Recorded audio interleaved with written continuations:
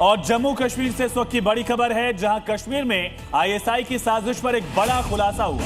जी हां, कश्मीर में फिदाइन हमले की साजिश थी। लश्कर, आईएसआई और खुरासान मॉड्यूल की नई साजिश का खुलासा हुआ है। 12 फिदाइन तैयार किए जा रहे हैं। जी न्यूज पर एक्सक्लूसिव खबर आप देख रहे हैं। कश्मीर में फिदाइन हमले की साजिश थी और 12 आत्मघाती हमलावरों को उसके लिए ट्रेन भी किया गया था।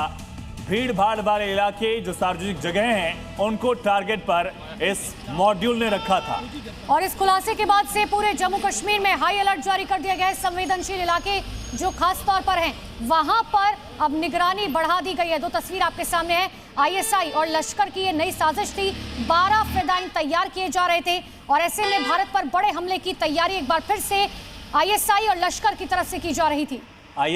खुरासान प्रोविंस आईएसकेपी जो है वो भी इसमें शामिल था। इस साजिश में फिदाइन अटैक का पूरा प्लान और उसके बाद अब बेहद सख्ती दिख रही है। अलर्ट कर दिया गया है। ऑपरेशंस लगातार जारी हैं। तो खुफिया रिपोर्ट जो है वो समझिए मुनीर की पूरी साजिश डिकोड हो गई है।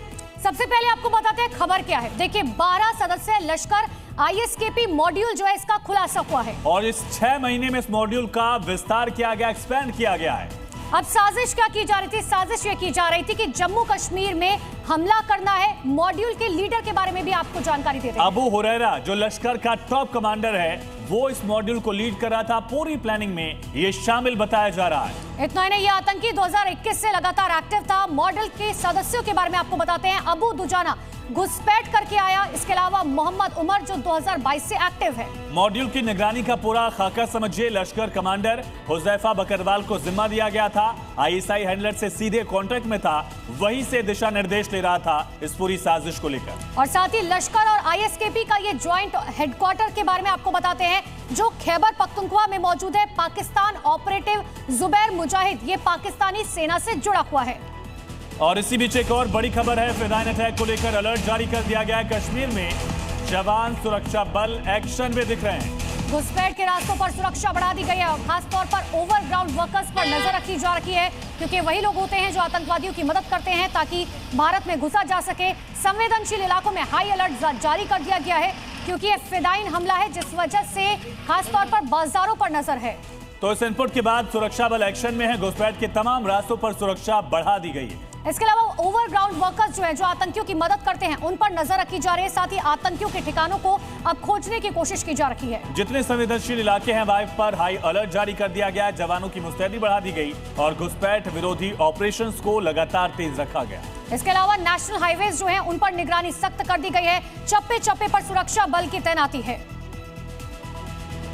और इसी बीच एक बड़ी खबर है। राजस्थान के जोधपुर से साध्वी प्रेम बाईसा की मौत पर सवाल लगातार बरकरार।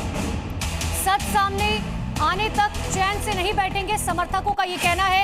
इंजेक्शन लगाने के बाद तबीयत बिगड़ी, अब सीबीआई जांच की मांग की जा रही है। क्या ये सुसाइड था या क्या ये हत्या की गई? ये तमाम सवाल सच सामने आने तक चैन नहीं होगा, समर्थकों का ये ऐलान। सीबीआई जांच की मांग की गई है। दरअसल साध्वी की मौत के 3 से 4 घंटे बाद जो सोशल मीडिया पोस्ट हुआ, उसको लेकर भी सवाल उठ रहे हैं। क्या वो साध्वी ने शेड्यूल किया था पोस्ट या किसी और ने उनके अकाउंट से ये पोस्ट किया था? तो साध्वी की मौत पर सवाल उठ रहे हैं। वायरल वीडियो की वजह से क्या उनकी मौत हुई, क्या उनकी हत्या की गई? और अब इसीलिए उनके समर्थक जो हैं अब जांच पड़ताल करवाना चाहते हैं सीबीआई से।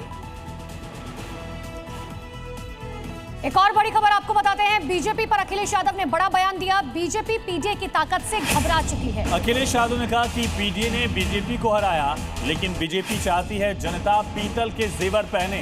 इतना ही नहीं, जातीय जनगणना पर भी अखिलेश का बयान सामने। उन्होंने कहा सेंसस में जनगणना होगी, जातीय जनगणना हो, ये कहना है अखिलेश यादव का। अखिलेश यादव ने कहा कि बीजेपी चाहती है झगड़ा हो। बिजली, बेरोजगारी ऐसे मुद्दे हैं जो समाजवादी पार्टी को वापस सत्ता मिला रहे हैं। ये बड़ा दावा समाजवादी पार्टी के अध्यक्ष अखिलेश यादव का। पीडीए की ताकत की वजह से मैं देख रहा हूँ कई लोग पीडीए से घबराए हुए ये लोगों ने यहाँ तक कहा कि पीडीए की वजह से यूजीसी ले आए। पीडीए ने अभी अभी हराया बीजेपी। अब सोने के जेवर नहीं बना सकता कोई। बीजेपी चाहती है कि पीतल के जेवर पहनो, नकली जेवर पहनो, बताओ सोना खरीद सकते हो? ये जो अब से बीजेपी वालों ने सोना इकट्ठा करना शुरू किया है, तब से ये महंगाई सोने की बढ़ गई है। सेंसस होने जा रहा है, आप बिल्कुल सेंसस बहुत सीरियस लेना। आपके हिसाब से भैया 370 दिन रह गए। सेंसस इसलिए लेना जरूरी है कि उसमें आपका सब कुछ जनगणना होगी, तो झगड़ा नहीं होगा कभी। बीजेपी झगड़ा चाहती है, चुनावी मुद्दा केवल एक होगा कि भाजपा हटाओ। बिजली का बिल का झटका और बेरोजगारी, महंगाई और जिस तरीके से लूट मची है तहसील पुलिस के माध्यम से और भ्रष्टाचार है, ये सब समाजवादी पार्टी को वापस ला रहे हैं।